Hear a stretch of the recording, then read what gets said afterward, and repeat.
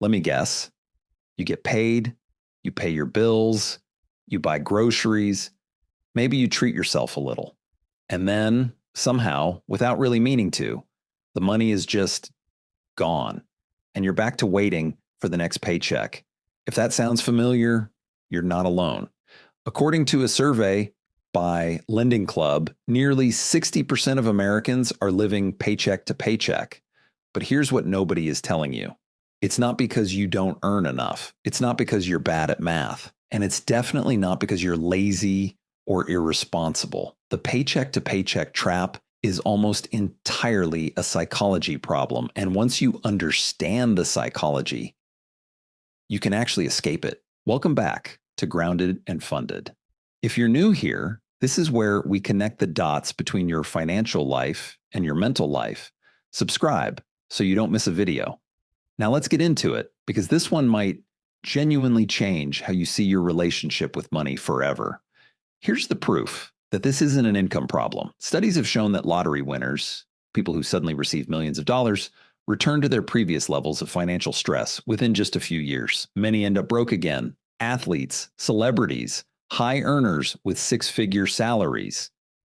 The research is consistent. When income rises, lifestyle expenses tend to rise at exactly the same rate or faster. Economists call this lifestyle inflation. Psychologists call it hedonic adaptation. I call it the treadmill you can never outrun. Because here's the thing, the behaviors and beliefs driving the paycheck to paycheck cycle don't disappear when you get a raise. They just get more expensive. So what's actually driving it? The 4 psychological traps. That's what. Trap number 1, present bias. Your brain is wired to value things you can have right now far more than things you can have in the future. This is called present bias, and it's one of the most deeply studied phenomena in behavioral economics. It's why saving feels so hard. Your future self, the one who needs that emergency fund, feels like a stranger, an abstract concept. But the Netflix subscription, the dinner out, the Amazon purchase, those feel real and immediate. So your brain consistently chooses now over later every single time, without you even noticing. Trap number 2, mental accounting. This is a fascinating one. Psychologist Richard Thaler, who won a Nobel Prize for this work, discovered that humans don't treat all money the same. We create mental buckets: fun money, grocery money, emergency money.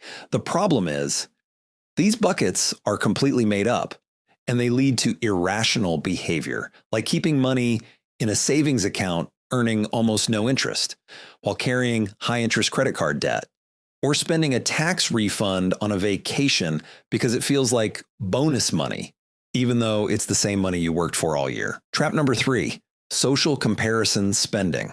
We are social creatures. We are hardwired to compare ourselves to those around us. And in the age of social media, we're constantly being exposed to the highlight reel of everyone else's financial life, the vacation, the new car, the renovated kitchen. And something in our brain whispers, I should have that too.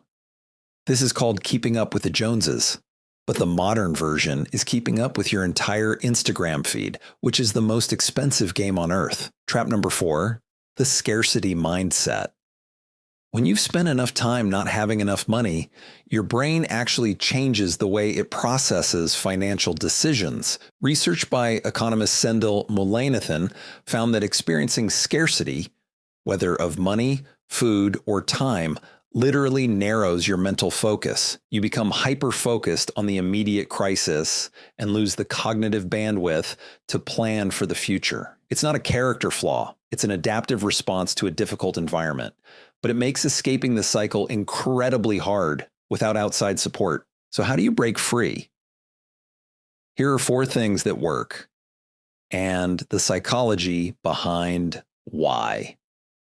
Step 1, pay yourself first. Instead of saving what's left over at the end of the month, which is usually nothing, automate a transfer to savings the moment your paycheck arrives. This works because it removes the decision entirely. Present bias can't fight a scheduled transfer, even if it's just $20 or $50 a month. You're building the habit and the identity of someone who saves. Step 2, give every dollar a job before the month starts. The single most effective financial tool I've encountered is zero-based budgeting, where you allocate every dollar of income to a specific purpose at the start of each month. This isn't about restricting yourself. It's about being intentional. When you give yourself a fun money category and spend it guilt-free, you actually enjoy it more. And you stop the unconscious bleeding that happens when money has no direction. Step 3, audit your social media diet. Unfollow accounts that make you feel financially inadequate. Follow accounts that normalize contentment, minimalism, and realistic financial lives. Your environment shapes your behavior more than your willpower ever will. Step 4, build a tiny emergency fund first. Before anything else, before paying extra on debt, before investing, build a starter emergency fund of $1,000. Research consistently shows that having even a small financial buffer dramatically reduces anxiety and breaks the paycheck-to-paycheck cycle, because it gives your brain an exit ramp from the scarcity mindset. One unexpected car repair or medical bill is all it takes to unravel months of progress. The buffer protects everything else. You can start small. $5 a day is over $150 a month. $1,500 in 10 months. It adds up faster than you think. The paycheck-to-paycheck cycle is one of the most common and most misunderstood traps in personal finance. And the fact that you're watching this video means you're already thinking differently about it. That matters. That's the first step. If you want to take action right now, start with one thing from today's video. Just one. Pay yourself first, or start using a budgeting app, or set aside $20 this week. Small steps compound. They always do. There are many different budgeting apps that make it easy to start your journey and know where every dollar you earn goes. Give them a job to stop wondering where they went. Subscribe if you haven't already. Next week, we're talking about the 5 money habits of people who never stress about bills. Trust me, you're going to want to see that one. See you next week.